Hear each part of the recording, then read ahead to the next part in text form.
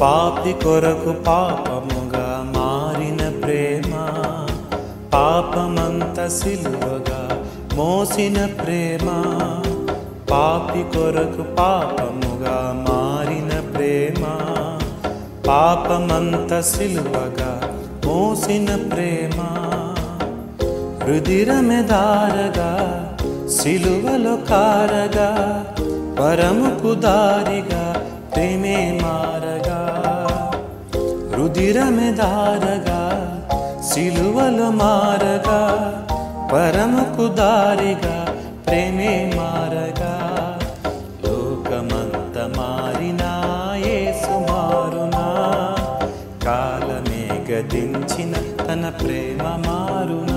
మొదటి యోహాను పత్రిక 4:8 దేవుడు ప్రేమాస్వరూపి అనే మాట బైబిల్ గ్రంథంలో చాలా స్పష్టంగా మనం గమనిస్తున్నాం. ప్రేమ అనే మాట చాలా మధురమైంది, అందులో చాలా మాధుర్యత ఉన్నట్లుగా మనం గుర్తించవచ్చు. ప్రేమ అనే మాట చాలా మధురమైంది.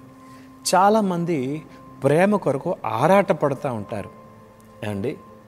నేటి దినాల్లో చాలామంది బిజీ అయిపోయారు.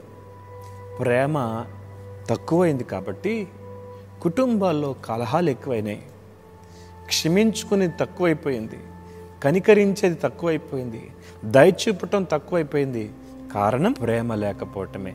బ్యాంక్ బ్యాలెన్స్ ఉంది, మంచి ఉద్యోగాలు ఉన్నాయి, కొరత ఏంటంటే ప్రేమ లేకపోవటమే. బైబిల్లో ప్రేమ కలిగి ఉంటకు ప్రయాసపడండి అని 1 కొరింథీ పత్రిక 14:1 మనం చూస్తాం. అలాగే 1 కొరింథీ పత్రిక 13:13 మనం చూస్తాం.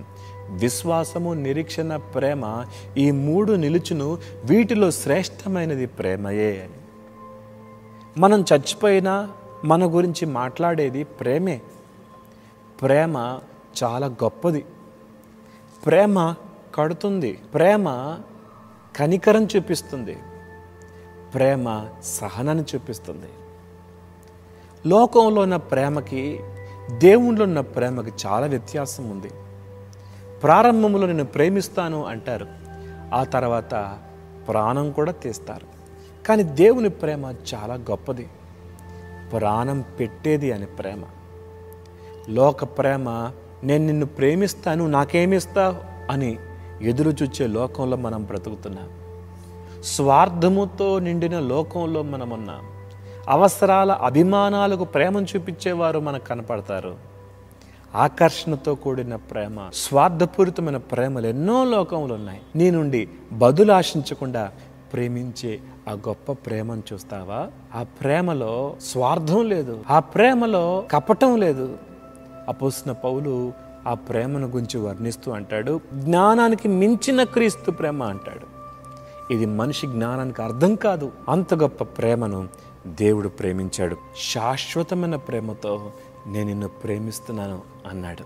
దేవుని ప్రేమ ప్రత్యక్షపరిచాడు. నువ్వు బాగున్నావని, నువ్వు చదువుకున్నావని, నీది అగ్రకులమని దేవుడు ప్రేమించలేదు. మనలో ఏది లేకున్నా దేవుడు మనల్ని ప్రేమించాడు. ఈ ప్రేమ నీకు కావాలి అంటే దేవుని యొద్దకు రా. దేవునితో మనం సహవాసం చేస్తున్నప్పుడు ఆయన ప్రేమ మన హృదయంలోకి వస్తుంది. రోమాపత్రిక 5:5 మనం చూస్తాం. పరిశుద్ధాత్మ ద్వారా దేవుని ప్రేమ మన హృదయంలో కుమ్మరింపబడుతుంది. దేవుని ప్రేమ మన హృదయంలో కుమ్మరించబడితే మనం ఎవరినైనా ప్రేమించగలం. కాబట్టి దేవునితో ఎక్కువ సహవాసం చేద్దాం, ప్రేమతో నింపబడదాం, ప్రేమతో కుటుంబాన్ని కట్టుకుందాం. దేవుడి మాటలు దించిన ప్రార్థన. మహోన్నతుడా, ప్రేమాస్వరూపిగా ఉన్నావు, నీ ప్రేమను మాకు ప్రత్యక్షపరిచావు. మేము కూడా ప్రేమ కలిగి ఉండే గొప్ప కృప చూపించండి. ప్రేమలో వర్ధిల్లడం మాకు నేర్పించండి. ప్రేమ కలిగి ఉంటే ప్రయాసపడటం నేర్పించమని, విత్తబడిన మాటలు ప్రతి ఒక్కరి హృదయాలు నీరు కట్టి ఫలింపు చేయమని యేసు నామములో అడుగుతున్నాం తండ్రి. ఆమేన్.